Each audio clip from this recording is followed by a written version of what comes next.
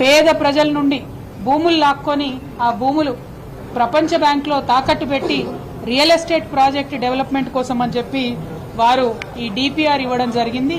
ఈ యొక్క preliminary project report అనే పేరుతోని వారు ప్రపంచ బ్యాంకుకు ఇచ్చినటువంటి పేపర్ ఏ తారీఖు ఇచ్చింది? 19 సెప్టెంబర్ 2024 నాడు ఈ కాగితం ఇచ్చినారు. ఇందులో ఇక్కడ పేరు రాసుంది మూసీ రివర్ డెవలప్మెంట్ ప్రాజెక్ట్ అని చెప్పి. కానీ నిన్న సభలో శ్రీధర్ బాబు గారు మూసీ రివర్ డెవలప్మెంట్ ప్రాజెక్ట్ కోసం కాదు, కేవలం మేము మూసీలో నుండి సీవరేజ్ ఇంటర్సెప్టర్స్ కోసం ఇచ్చామని చెప్పడం జరిగింది. కానీ ఈ మొత్తం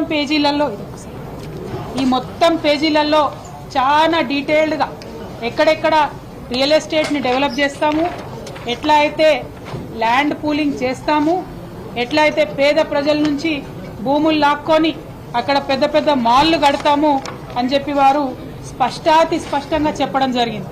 మరి నేను ఏదైతే నిన్న సభలో చెప్పడం జరిగిందో నిర్దిష్టమైనటువంటి సమాచారం ఉంది మా దగ్గర, ప్రభుత్వం ఆల్రెడీ డిపిఆర్ ప్రిపేర్ చేసిందని చెప్పడం జరిగిందో ఈ కాలంలో మీడియా మిత్రులకు కనబడతా ఉంటది.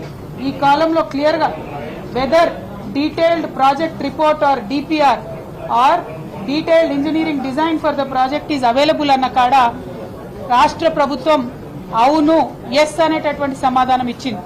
అదే మీరు నిన్న అసెంబ్లీలో మాకిచ్చినటువంటి జవాబు చూసినట్టయితే ఇక్కడ చాలా స్పష్టంగా మా దగ్గర లేదు, ఇంకా డిపిఆర్ ప్రిపేర్ కాలేదు అని చెప్పి వారు జవాబు ఇవ్వడం జరిగింది. ప్రాజెక్ట్ కోసం వెచ్చించాల్సినటువంటి అంచనా వ్యయాన్ని ఇటీవల ఎంపిక చేసినటువంటి కన్సార్షియం ద్వారా డిపిఆర్ ని ప్రిపేర్ చేస్తామని చెప్పి నిన్న అసెంబ్లీలో చెప్పింది. అంటే నిన్న డిసెంబర్ 17 రోజు ఇంకా డిపిఆర్ ప్రిపేర్ కాలేదని అసెంబ్లీలో చెప్తారు. 19 సెప్టెంబర్ నాడు ప్రపంచ బ్యాంకుకి మా దగ్గర ఆల్రెడీ డిపిఆర్ ఉందని చెప్తారు.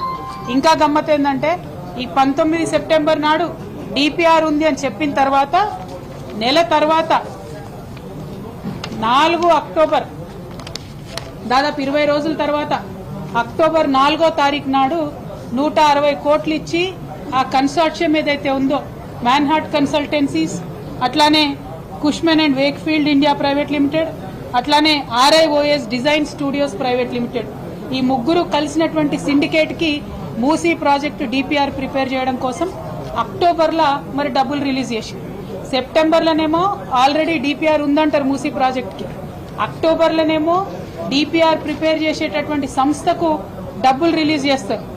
డిసెంబర్లో అసెంబ్లీ సాక్షిగా ప్రభుత్వం నిలబడి మరి డిపిఆర్ లేదు, ప్రపోజల్ లేదు, మేము వరల్డ్ బ్యాంక్ దగ్గర మూసీ కోసం నిధులు అడగలేదు అని అంటారు. మరి ఇది ఎందుకోసం? నేను గౌరవ ముఖ్యమంత్రి గారిని ఇవాళ అసెంబ్లీ వేదికగా ప్రశ్నిస్తా ఉన్నాను. మీరు ఎందుకోసం అబద్దం చెప్తున్నారు? ఎవరి కోసం అబద్దం చెప్తున్నారు? నిజంగా ఏం చేయదలుచుకున్నారు అన్నది ప్రజలకు పారదర్శకంగా చెప్పలేనటువంటి అసక్తత ఏమున్నది? ఇది ఎవరి లాభం కోసం చేస్తున్నటువంటి ప్రాజెక్ట్?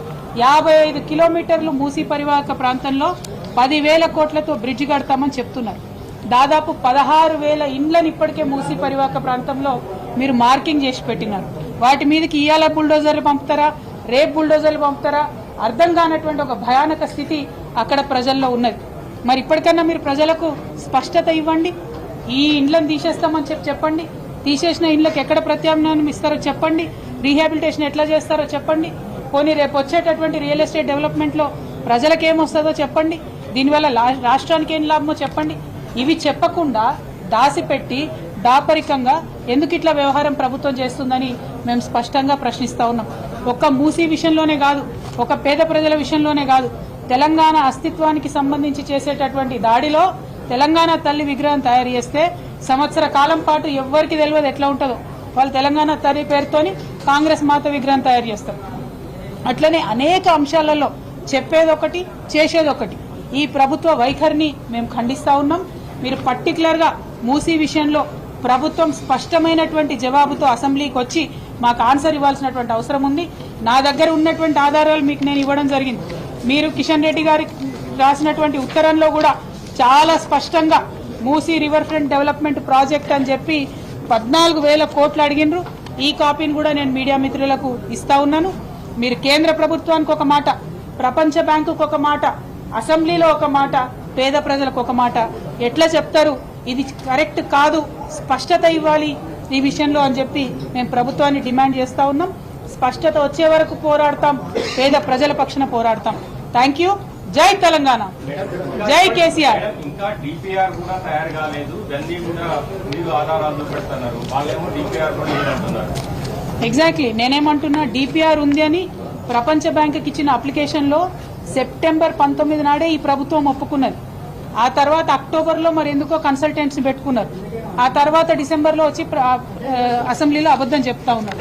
డిపిఆర్ ఉన్నదనడానికి